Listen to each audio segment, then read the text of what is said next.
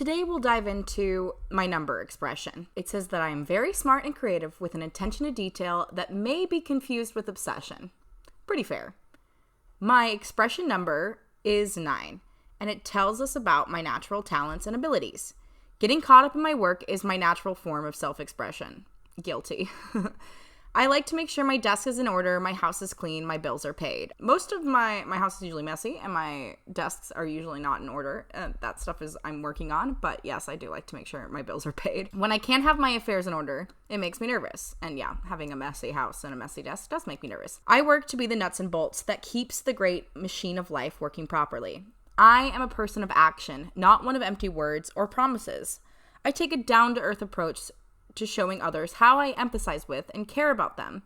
I'm a person of convictions dedicated to making sure that my family members and friends are happy and well cared for. If I think my efforts can help other people achieve their goals, I will be a very hard worker. If people try to go against the team or are arrogant, I push back and try to bring them back to the fold. Very, very, very true. I'm not one to suffer people with huge egos.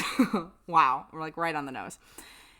This may cause me to come into conflict with authority because I'd rather fall on my sword doing the right thing than cave into authority and do the wrong thing. Very true. Nature is very important to me. I may maintain a garden, or I may own many pets. I'm trying to maintain a garden, but my pets keep eating it. But so far I have one tree, and I'm very bad at forgetting to water plants. Ecological causes are important to me. I believe that man and nature need to work with each other to make the world a better place. I absolutely do. One of my challenges may be to avoid getting into many arguments. Because I have strong opinions, other people may consider me to be bossy. Yeah, probably true. I need to find a way to express my deeply held opinions in ways that are not offensive to others. Very hard. I feel like everyone is very easily offended.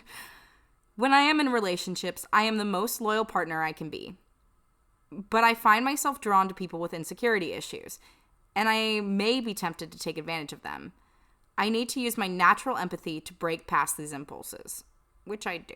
But I definitely, yes, I do struggle with people who are insecure and wanting to give them confidence, but this is not the way to do it. Okay. Because I am highly organized, or trying to be, I will do well in careers that require planning and focus. I would make a wonderful administrator, surgeon, carpenter, or urban planner. I think all of these things I would be terrible at, actually. I am very smart and creative with an attention to detail that may be confused with obsession. My self-discipline may lead me to become excellent at sports, music, or acting.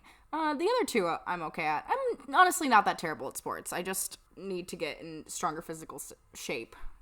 I was like hiding behind rape trauma and I'm working through it and it's so hard. When I choose my clothes, I do so to ensure that they are practical and not flashy. I think I do a little bit of both. I think I like a good practical and flashy, actually. When I see other people, I am more concerned with their inner beauty than their outward appearance. Very, very true. Because I am so well organized, I may become a highly respected member of my community and achieve success at a young age. I'm already 26, so I feel like the success at a young age is probably maybe over. I don't know. What is young now? Is it before 40? I don't know. I have a soul urge number of 4. Also, by the way, these were all determined by just like my birth date and planet alignment. This number unlocks the secrets of what my heart really desires out of life. My soul urge number says that I always strive to be the best at anything I put my mind to. I always strive for success, and when success eludes me, it can be soul-crushing. So true. My connection with a higher power makes me feel like I not only let myself down, but I also let others down when I can't accomplish my goals. This can lead to a crisis in faith. Absolutely. I need to work on putting my life into perspective. I feel that I am always entitled to success. I need to understand that everyone must fail sometimes so that they can learn from their experiences. And this is a hard but important lesson for me to learn. Oh yes, I am learning it. Except I feel like I'm failing too much and why I need to figure out why I am. I need to get better. I have a strong sense of pride and ambition, which may make others dislike me. True. Other people may be jealous of my success and work against me. It may be important for me to hide my high sense of self-esteem as to not push others away from me. Kind of overdoing that, honestly. I don't care. It was like, if you need me to hate myself for me to be your friend, we were never friends to begin with. Yet I desire other people to see me as special. This may lead me to taking outlandish actions in order to being noticed, causing me to make mistakes that sabotage my career, because no matter how much I want to work with others and as part of a team, I constantly stand out from a crowd. Very, very true. This is also part of the reason why I have trouble with authority figures and may rebel against them. I need to be careful that other people don't see me as a braggart. I have to fight against my internal desire to create unnecessary drama. I don't really feel like I want to create unnecessary drama. I definitely do feel like sometimes my moral ideals of how I feel like the world should be run and trying to make people like do the right thing can cause drama, but I don't think I meddle as much as I used to or felt like socially justicely obligated. I'm more laissez-faire, hands-off from people. I may prefer negative attention to no attention at all. I don't think that's true at all. I think I would rather have no attention. I may also find myself drawn to damaged people because I feel a need to rescue them. Yeah, been there, done that. Addiction and obsession are also risks that I may be drawn to. I should find ways to make my natural stubbornness a thing of the past. I have to use my natural empathy for others to find ways to deal with them with sensitivity and tact. Very true. I need to not be in such a hurry to succeed or be recognized that I damage my future and my reputation. Very wise advice.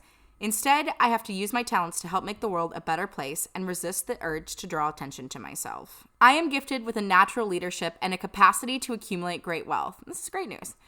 My path will lead me to work out the difference between money and the true value of life. I have a great talent for management and I understand the material world. I intuitively know what makes virtually any enterprise work, and I always look at the greater vision. I am born to be in charge and be a visionary. This is so sweet. Power and authority come naturally to me, although I will also learn that it is lonely at the top.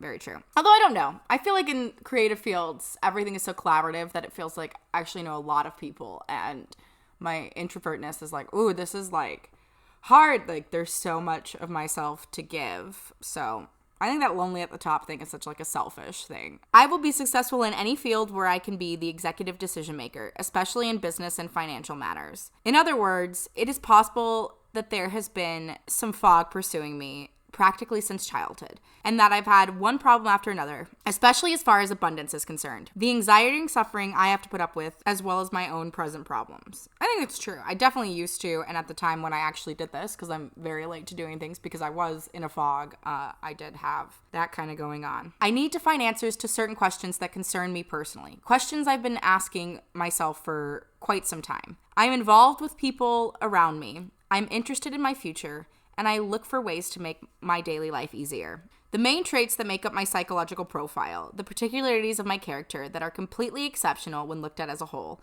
Taken separately, these traits may seem ordinary, but in my case, their combined effect explains much of the meaning of life. Sense of beauty, love of life, simplicity, intelligence, grounded, ambitious, tenacious, loyal, energetic, warm-hearted, and lucky. Luck smiles down on me naturally and could become totally amazing if I knew how to take advantage of it. Yes, I need to learn how to take more advantage of luck. That would be very helpful. Love plays an important role in my life, and I engage myself with fervor, wisdom, and gratitude. I do a lot to deserve my own happiness, and I hope that my significant other is willing to pay me back in kind. I want to see desire and passion in the face of my loved ones, and I want to be the only person to benefit. I don't think that's true. I think I can benefit from all of it, but I require a lot of attention, so it would be hard to have me in a polyamorous relationship, I think, unless I was also being loved. Like, I couldn't be the only single one in a polyamorous relationship. There's like where the hack in lies. Be careful to not let my sense of possession gain the upper hand, or my passion will turn into destructive jealousy. Jealousy will destroy what my lucky star wants me to build. And that's very true. Here is some important advice that might help me. Persevering in my intimacy. Don't just let anyone into my private life. Never discuss my problems with anyone that I don't completely trust. And make sure that the people around me leave me in peace as far as my affairs of the heart are concerned, since they only concern me. That's pretty true. I think I do that for the most part. I don't really open myself up to strangers as much as I used to. I have enough personality and magnetism to do without any superior authority. I have to have faith in myself, in my ideas and my initiatives. Hold my head up high and persevere, and I will move forward without problems, even in the most delicate or hazardous of times. My golden number is 2, my lucky number par excellence. Use the number 2 as often as I can. For example, when I set up an important meeting, insist on the second day of the month or 2 o'clock in the afternoon. When I take a train, get into the second card. Use it whenever you play games. If you have premature dreams, and I should, 3 is your most auspicious number. It is also lucky for travel and in financial matters, which is good. Now I have 3 bank cards, so maybe that's a really good sign. And 17 is my number for happiness, can be used to combat misfortune, which is so funny because I used to think that I was going to die at 17 and that it was a very unlucky number. Use a combination of these 3 numbers as often as I can. Luck will do many things for me, and my intuition will do the rest. The final advice. We are in the midst of a period of great change. Wow, this was like before COVID, so that's pretty trippy. And the opportunities are too good for us to let them go by without lifting a finger.